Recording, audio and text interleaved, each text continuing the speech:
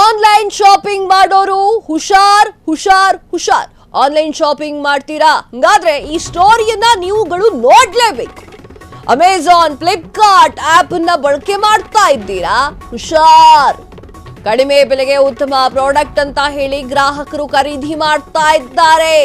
ಆದ್ರೆ ಗ್ರಾಹಕರಿಗೆ ಇದೀಗ ಶಾಕ್ ಎದುರಾಗಿದೆ. ಎಸ್, ಎಲ್ಲರೂ ಕೂಡ ಆನ್ಲೈನ್ ಅಲ್ಲಿ ಅದಿದೆ, ಆನ್ಲೈನ್ ನಲ್ಲಿ ಶಾಪಿಂಗ್ ಮಾಡಿದ್ರೆ ಕಡಿಮೆ ರೇಟಿಗೆ ಸಿಗುತ್ತೆ ಅಂತ ಹೇಳ್ತಿದ್ದೀರಲ್ಲ, ಈ ಸ್ಟೋರಿಯನ್ನ ನೀವುಗಳು ನೋಡ್ಲೇಬೇಕು. ಅಮೆಜಾನು, ಫ್ಲಿಪ್ಕಾರ್ಟ್ ಎಲ್ಲಾ ಕಡೆಯಲ್ಲೂ ಕೂಡ ಆನ್ಲೈನ್ ನಲ್ಲಿ ಬಟ್ಟೆ ತರಿಸೋದಾಗಿರ್ಬೋದು ಅಥವಾ ಶೂ ತರಿಸೋದಾಗಿರ್ಬೋದು ಶಾಪಿಂಗ್ ಮಾಡ್ತಾ ಇದ್ದೀರಲ್ಲ, ಈ ಎಲ್ಲರೂ ಕೂಡ ಈ ಒಂದು ವಿಡಿಯೋವನ್ನ ನೋಡ್ಲೇಬೇಕು. ಇಷ್ಟು ದಿನ ಕಡಿಮೆ ರೇಟು ಅಂತಿದ್ರೆ ನನಗೂ ಇರ್ಲಿ ಪಕ್ಕದ ಮನೆಯವನಿಗೂ ಇರ್ಲಿ ಅಂತ ಹೇಳಿ ತರಿಸ್ಕೊಳ್ತಿದ್ರಿ. ಆದ್ರೆ ಈ ವಿಚಾರವನ್ನ ನೀವು ಕೇಳಿದ್ರೆ ನಿಜಕ್ಕೂ ಕೂಡ ಶಾಕ್ ಆಗ್ತೀರಾ. ಹಾಗಾದ್ರೆ ಏನದು ವಿಚಾರ? ಎಸ್, ಇಲ್ಲಿದೆ ನೋಡಿ. ಬಿಐಎಸ್ ದಾಳಿ ಸ್ಫೋಟಕ ಮಾಹಿತಿ ಬಹಿರಂಗ. ಐಎಸ್ಐ ಮಾರ್ಕ್ ಇಲ್ಲದಿದ್ರೂ ಬ್ರಾಂಡೆಡ್ ವಸ್ತುಗಳ ಮಾರಾಟ, ಊಹೆಗೂ ಮೀರಿದ ನಕಾರಾತ್ಮಕ ಫಲಿತಾಂಶ. ಸುಮಾರು 15 ಗಂಟೆಗಳ ಕಾಲ ಪರಿಶೀಲನೆ. ನಕಲಿ ಐಎಸ್ಐ ಮಾರ್ಕ್ ಹೊಂದಿರುವಂತಹ ಸಾವಿರಾರು ವಸ್ತುಗಳು ವಶಕ್ಕೆ. 70 ಲಕ್ಷಕ್ಕೂ ಹೆಚ್ಚು ಮೌಲ್ಯದ ವಸ್ತುಗಳು ವಶಕ್ಕೆ. 3.500ಕ್ಕೂ ಹೆಚ್ಚು ವಸ್ತುಗಳ ಮೇಲೆ ಐಎಸ್ಐ ಚಿಹ್ನೆಯೇ ಇಲ್ಲ. ಹಾಗೆಯೇ ಹಲವು ವಸ್ತುಗಳ ಮೇಲೆ ಪ್ರಮಾಣ ಪತ್ರ ಕೂಡ ಇಲ್ಲ. ವಿದ್ಯುತ್ ಉಪಕರಣಗಳಿಗೂ ಕೂಡ ಐಎಸ್ಐ ಶ್ಯೂರಿಟಿ ಇಲ್ಲ. ಆನ್ಲೈನ್ ನಲ್ಲಿ ಶಾಪಿಂಗ್ ಮಾಡುವವರು ಹುಷಾರಾಗಿ ಇರಬೇಕು.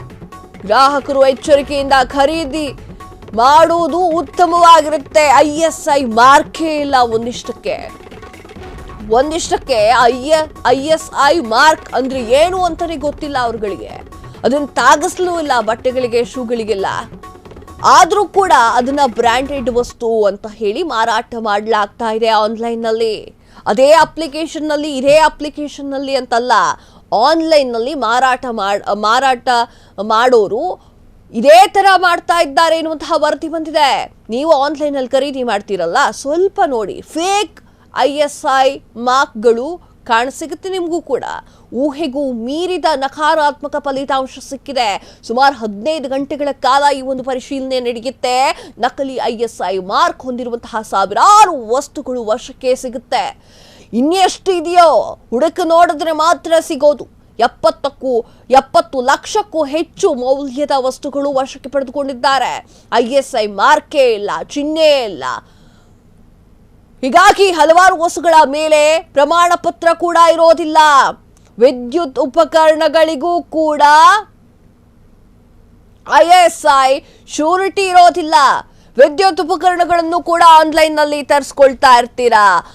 ಬಟ್ಟೆ, ಶೂ ಮತ್ತೊಂದು ಮಗದೊಂದಾದ್ರೆ ಆಗೋಯ್ತು.